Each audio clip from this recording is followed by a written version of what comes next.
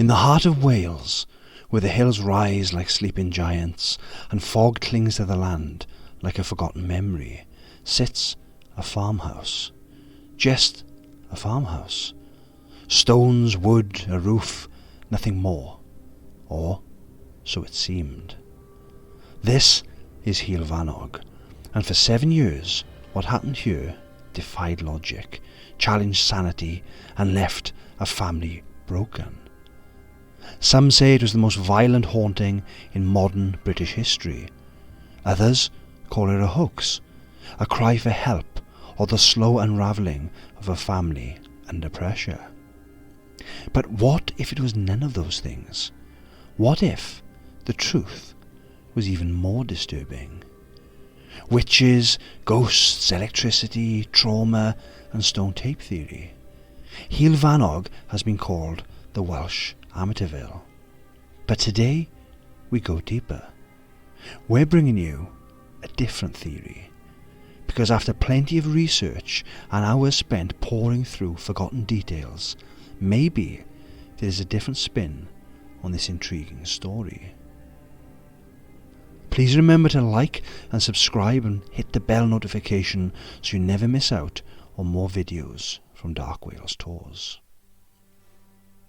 To understand what happened at Heol Fanog, we have to start with where it is. Nestled somewhere in the wilds of Powys, just outside Brecon, Heol Fanog is a small, weathered farmhouse tucked away on the edge of human presence. No streetlights, no neighbours, just trees, wind and silence. But the silence wouldn't last. In 1989, Bill and Liz Rich moved in, along with their teenage son Lawrence and a baby on the way. Bill was an artist by trade and loved the idea of living in the countryside. The Riches were peace seekers, looking for a fresh start away from the chaos of city life. They saw Heol Fanog as a dream, a place where they could simply grow their family and connect with nature. They weren't looking for ghosts, but it didn't matter, because within weeks of moving in, the house began to fight back. Unexplained footsteps echoed upstairs. Doors slammed with no one nearby. Liz began to feel drained, physically and mentally, like something was feeding off her energy. At first they blamed the wind, the plumbing, a fuse box, anything rational. But soon the events escalated and the explanations ran out. Their electricity bill skyrocketed from £17 a month to over £750. The utility company had no explanation. The power was disappearing into the walls, or something behind them. It was as if the house itself was feeding, and it was just getting started. Heol Fanog was never empty. Not then, and maybe not now. From the people we meet on our tours, to the stories shared with us on social media, through emails, and of course right here on YouTube, the people who have the most chilling paranormal experiences are almost never the ones who go looking for ghosts. They're not waving EMF meters, not calling out to spirits in basements. They're just regular people going about their lives, moving into a new home, starting fresh, just looking for peace. And that's what makes the haunting at Heol Fanog so deeply unsettling. Because on the surface, the Rich family didn't invite this in. They didn't provoke it. Whatever was in that house was already there, it seems, and it had been waiting. At first, it was little things. A door left open when no one remembered opening it. Footsteps upstairs when the family was downstairs. Cold spots that drifted through the room like invisible figures passing by. Things you could explain away, almost. They told themselves it was an old house. Drafty, strange acoustics. Maybe they were just tired. But each day, the strange moments became harder to ignore. Bill would find tools moved across the barn overnight. Liz swore she heard whispering near the baby's crib. And Lawrence, just a teenager, started sleeping with the light on. He said he felt someone watching him from the hallway, but whenever he looked, there was no one there. Then came the smells. Sudden, overwhelming waves of sulphur, like something rotten beneath the floorboards. At other times, the scent of roses would drift through the house, sweet, sickly, and natural. It was never just one room. It would move, room to room, wall to wall, and then vanish. Electrical items started to fail. Lights would blow the moment they were turned on, the kettle would boil on its own, the stereo would play without being touched. Sometimes loud static, sometimes strange voices that cut off mid-sentence. The family stopped using certain rooms entirely. The upstairs bathroom felt wrong, like something was standing just behind you when you washed your face. Liz said she could feel it watching her, waiting. And then came the dreams. Dark, vivid, impossible to shake. Liz began dreaming of a man standing at the foot of her bed, face half shadowed, saying nothing, just staring. Bill began waking in the middle of the night, completely drenched in sweat, convinced someone was in the room with them. The baby would scream at 3:17 a.m. every single morning for weeks. Nothing would calm her, nothing except leaving the house entirely. And through all of this, no one believed them, and not at first. They were told it was stress. New baby, new home, rural isolation, all of it explainable. But deep down they knew something was wrong. This wasn't just a bad vibe. Something had taken notice of them, and it wasn't going away. One thing we hear time and time again on our tours is that people always try to explain things away. They tell themselves it was the wind, a dodgy boiler, a trick of the light. They want it to make sense, because that's, of course, safer than the alternative. And of course, we understand that. Most of us would rather believe there's a logical reason behind something strange. It's much easier to sleep at night that way. But here's what makes us pause. It's when more than one person experiences the same thing, in the same room at the same time. It's when a husband hears footsteps above him, and his wife, in the same moment, sees the door swing open on its own. It's when a child describes a man in the corner of the room, and later the mother says she saw him too. We've heard stories like this countless times before. It's never just one thing. It's a pattern, a build-up, a shift in atmosphere that you can feel in your bones. And that's exactly what happened at Heol Fanog. Because once you stop laughing it off, you start realizing this might be more than just creaky floorboards. It didn't all happen at once. Like most hauntings, it crept, quietly, steadily, until suddenly it wasn't quiet anymore. The house started to fight back. Doors no longer just creaked open, they slammed with violent force.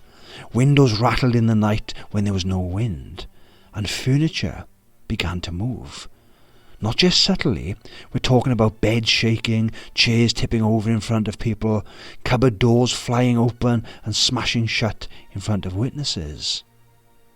One night, Bill was in his studio trying to paint through the noise, through the feeling of constantly being watched, when all of a sudden the temperature dropped in seconds.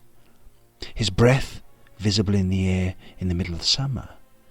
Then the light bulbs burst, all at once. There was glass everywhere. He didn't return to the barn for weeks. And it didn't stop there. Objects started disappearing. Small things at first, keys, coins, toys, then larger items. Bill once left a full toolbox on the kitchen table, turned away for a few seconds, gone. And then they would reappear, in the wrong places at the wrong times. Coins would show up in perfect stacks on the stairs. Keys arranged in a circle on the kitchen floor. Toys that had been boxed up and put in the attic were suddenly sitting neatly at the foot of the child's bed. Each appearance felt intentional, staged even, as if someone or something was trying to make a point. This kind of phenomenon has a name, a porse. Objects that are said to be moved or even materialized by paranormal forces. It's quite rare but not unheard of. And if it sounds too far-fetched, remember similar activity was documented at Borley Rectory, often called the most haunted house in England. Objects there would vanish for days, only to return in impossible places, sometimes right in front of witnesses. At Heol Fanog, this started happening constantly. It was as if the house was rearranging reality around them, bending space and time, leaving its signature behind. The Rich family also began to feel physically affected. Liz developed chronic headaches and fatigue. She'd feel dizzy, disorientated, especially near the hallway upstairs. Bill began waking up with bruises and no explanation as to where they came from. Lawrence was pushed on the stairs more than once, always by something he couldn't see. Even the goats outside became agitated, restless, refusing to come anywhere near the house. And then the scratches began. At first just on the walls, deep gouges in the paintwork, then on furniture, and then on skin. Liz woke one morning with 3 long scratches down her back. Not self-inflicted, they were too wide and too precise. She hadn't left the bed. There was no pets, nothing that could have caused them. The scratches happened again the next week, and then again. They also started appearing on Bill's arms and Lawrence's legs, always in sets of 3. And if you spent any time around the paranormal world, you'll know what people often say about that. 3 marks, 3 scratches, an unholy trinity, a mocking of the divine, a warning. Religious symbols didn't help. They tried hanging crosses, they were knocked down. Holy water dried up instantly where it touched the walls. Prayers were drowned out by loud banging from inside the walls, like something trying to get out, or in. They brought in local clergy. Nothing changed. If anything, it got worse. There were whispers now, not just heard, but felt. In their ears, behind their backs, voices that mimicked the sound of loved ones. Liz once heard her baby crying from upstairs, only to find the baby asleep in her arms the whole time. Time itself began to bend. They would lose hours, forget conversations, wake up in different rooms from where they'd fallen asleep. And the worst part, they started turning on each other. Arguments exploded over nothing. Lawrence began withdrawing, angry and quiet. Bill would stop painting and he barely spoke. Liz would keep the lights on in every room. She stopped sleeping altogether, in fact. Whatever was in Heol Fanog, it was no longer just haunting the house. It was inside them now. So, what was happening at Heol Fanog? What could cause all of this? The noises, the whispers, the scratches, the disappearing objects, and the family turning in on itself. We've heard stories like this before.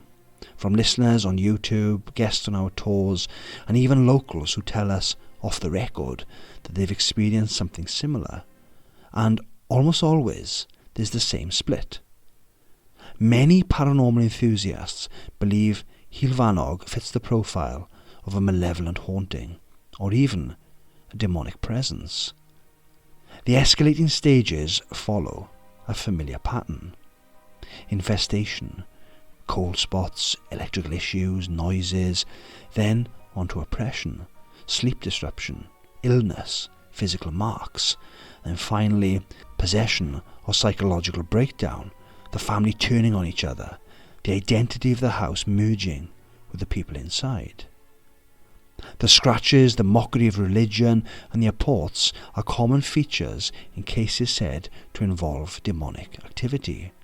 Not just ghosts, but something darker, something intelligent, something that wants attention and feeds on fear.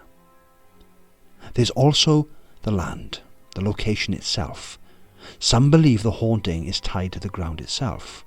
Ancient blood-soaked land, layered with history, pain, and unresolved trauma. Wales is old, older than most countries want to admit, and sometimes what's buried doesn't stay quiet. But of course, not everyone agrees. Skeptics and some scientists suggest this could be a case of environmental stress and group psychological response. High exposure to EMF, for example, common in older rural homes with outdated wiring, has been linked to sensations of being watched, dizziness, nausea, even hallucinations. If Heol Fanog had poor insulation or irregular voltage currents, that alone could explain some of the symptoms. Then there's carbon monoxide, a silent, odourless gas. Even low-level exposure over time can cause confusion, memory loss, auditory hallucinations, and the feeling of dread. Could the family symptoms have been medical? And finally, you have to consider mass suggestion. It sounds insulting, but it isn't. When one person in a household is sleep-deprived, anxious, and convinced something is wrong, that anxiety will spread. You start hearing what they hear, seeing what they see. Your brain fills in the blanks, especially when you're isolated. And they were isolated. But here's the problem. Neither side fully explains it. The scientific explanations might cover some of the symptoms, the smells, the dizziness, the fear, but they don't explain the objects moving, the apports, the independent witnesses, or the fact that things escalated even after intervention. And the paranormal theory? Of course, it's compelling, but vague. Demonic presence is a heavy label, and one that doesn't help a family survive day to day. As the story of Heol Fanog became more widely known, especially in recent years, something came to light that added a whole new layer of complexity. In interviews after the family had left the farmhouse, Bill Rich quietly admitted that in the early days he had experimented with witchcraft. Not full-blown rituals, not devil worship, but enough to open a door, or at least knock on one. According to Bill, his interest in the occult wasn't evil or dark. He was simply curious. He'd read about ancient practices, tried a few basic spells, played with ideas that, to him, felt more like folklore than danger. But at some point, he started noticing things that changed the atmosphere in the house. And it wasn't long after that when the activity at Heol Fanog took on a new energy, more aggressive, more personal, and more focused on him. Now this raises a difficult but essential question. Was Bill's experimentation the cause of the haunting? Or did it simply amplify something already there? We've seen this kind of thing before. People on our tours tell us stories about playing with Ouija boards, invoking rituals that they barely understood, or visiting cursed sites for fun. And what happens next sticks with them for years. They weren't always trying to summon anything, they were just curious. And in many of those cases, things didn't start going wrong until after those rituals. So was Bill's curiosity a spark, or just bad timing? Skeptics would argue that Bill's admission says more about his mindset than any actual danger. In other words, he believed he'd opened a door, and that belief, combined with stress, sleep deprivation, isolation, created a self-fulfilling prophecy. He expected darkness, so he saw it. But we've heard too many stories like this, from people with no mental health issues, no desire for attention, and no previous belief in the paranormal to write it off that easily. The question becomes, if you believe a ritual has meaning, does it? And does the act of belief itself become an invitation? This changes the tone of the Heol Fanog story. It's no longer just about a family attacked by a mysterious force. It becomes a warning about curiosity, intention, and the unknown.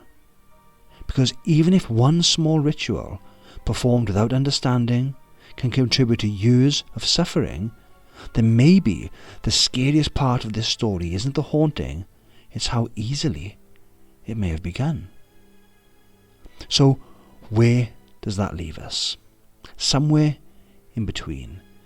And this is where we want to offer another perspective, one that fits the facts and might just explain what happened at Heol Fanog better than anything else.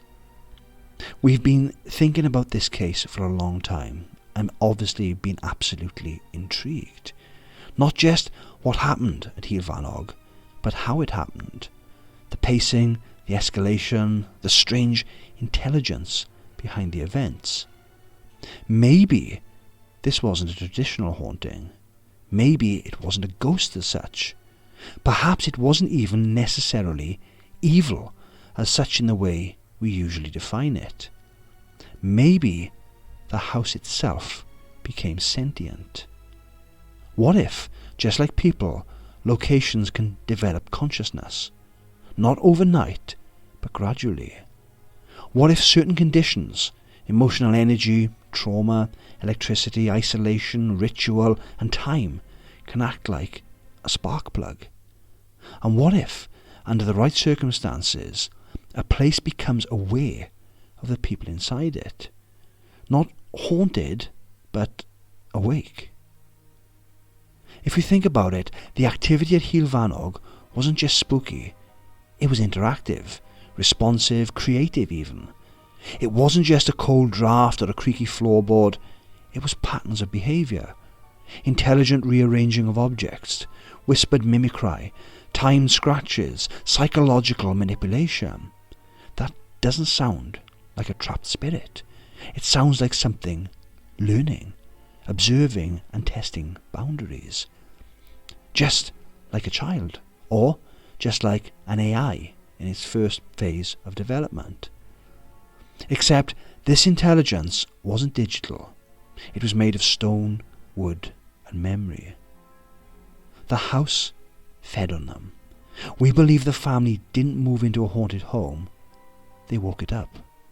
Their emotional energy, Liz's stress, the new baby, Bill's creative output, isolation, fear, prayer, rage. It's like they stirred something dormant beneath the floorboards.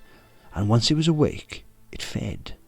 Not on blood, but on attention, emotion, conflict and suffering. That's why it didn't want them gone. It wanted them frayed, exhausted, on edge, producing the kind of emotional charge that kept it alive. And when they fought, it grew stronger. When they broke down, it grew smarter. The house wasn't cursed. It was evolving. Could other places be just like this? What if Heol Fanog isn't an anomaly, but a glimpse of what happens when emotion and space mix for long enough. Could other so-called haunted locations be living entities? It'll be intriguing to know if there's any places you guys know that jump to mind. It's tempting to leave a story like Heol Fanog to the past, to treat it as folklore, a strange tale from rural Wales, an anomaly or a fluke, something that happened to someone else, in a time and place far removed from our own lives. But here's the truth. We hear versions of this all the time. Not just the dramatic parts, the scratches, the voices, the vanished objects, but the subtler signs, the home that feels off, the arguments that only happen in one room, the sudden weight in the air, the sense that something is watching, not haunting. We hear these stories on our tours, in DMs, in messages to us, in whispered conversations after a night walk through Cardiff, Llandaff or Caerphilly. We read them in emails where people say, "Please don't think I'm mad, but..." And what makes Heol Fanog matter so much, even decades later, is that it proves this kind of story isn't isolated. It's not even that rare. The more we explore the paranormal, the more we realise that hauntings may not always be about spirits. They could be about places that become aware, energy that builds over time, psychological and environmental feedback loops, or even people living unknowingly shaping their space into something else. That's why Heol Fanog is important, because it wasn't just one ghost, it wasn't one voice, it was something larger, a presence made of the house itself. And if that can happen once, it can certainly happen again. There's a concept in folklore called a thin place, which we've actually mentioned in our time slips video, where the veil between worlds wears thin, where strange things slip through, where energy doesn't behave like it should. Maybe Heol Fanog was one of those places. Maybe your home is. Or maybe, as this theory suggests, it's not a veil that's thin, but a boundary that collapses when too much emotion, trauma, or curiosity saturates a space. In that sense, Heol Fanog could be a blueprint for other homes and other lives. The lesson here isn't just don't mess with witchcraft or don't live in a remote farmhouse. It's this. Places, remember, they change with you. They reflect you, and sometimes they become something new entirely. And if a house like Heol Fanog can wake up once, what's to say it hasn't happened again? Maybe not in a field in mid-Wales, maybe a flat in Cardiff, a new build estate in Barry, or a rented terrace in Aberystwyth.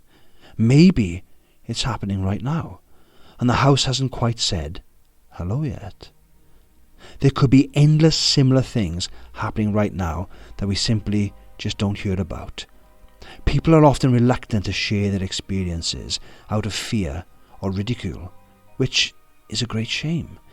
It is important that we talk about these things and bring these things to light. Yes, science and technology may be able to explain a lot, but certainly not all of it, not even close. I can attest to that from personal experience. So here we are. The lights are off, the fire's burned low, and we're left with the echo of Heol Fanog. Not just the knocks and screams, not just the shadows and missing coins, but something deeper. A sense that what happened there wasn't just a haunting, it was a reaction, a process, a transformation. As I mentioned, most people who experience something paranormal, they weren't looking for it. They weren't in abandoned asylums with EMF meters. They were just living their lives. A new house, a stressful time, a bit of curiosity, and then something happens. Something small that changes everything. We hear it constantly on our ghost tours. People who've never spoken to anyone about their story suddenly feel safe enough to whisper, "It was just one thing, but it never left me." And it's never the ones waving torches and asking for ghosts. It's the quiet ones at the back, the people who weren't looking but got found anyway. We hear it in your comments, in your messages, in your emails, and every time we're reminded these stories matter because they tell us something about ourselves and about the spaces we live in. You don't have to believe in ghosts or demons or sentient houses, but there's no denying some places feel wrong, some moments feel charged, and some stories echo for years. Maybe the paranormal isn't about proof. Maybe it's about attention, about what we choose to notice and what we dare to name. And maybe the real danger isn't in believing too much, it's in brushing it off completely. Have you ever experienced anything like Heol Fanog?